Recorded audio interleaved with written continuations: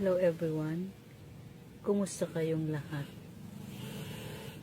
I hope you feel okay. Everybody is okay.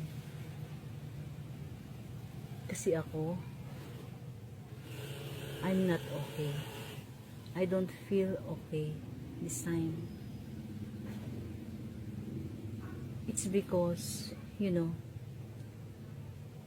parang ang bilis ng mga pangyayari. Nasa isang iglap lang mawawala ang isa sa mahal mo sa buhay. Magpapasko at magbabagong taon. Pero eto, malungkot. Ang hirap pala ng ganito. Ang hirap palang mawalan ng isang ina. Iba pala ang pakiramdam. Kaya pala ang dami kong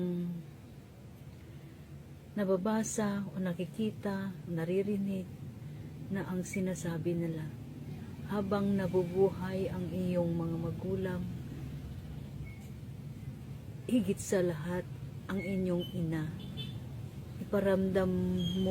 iparamdam nyo kung gaano sila kahalaga. Ito pala yun.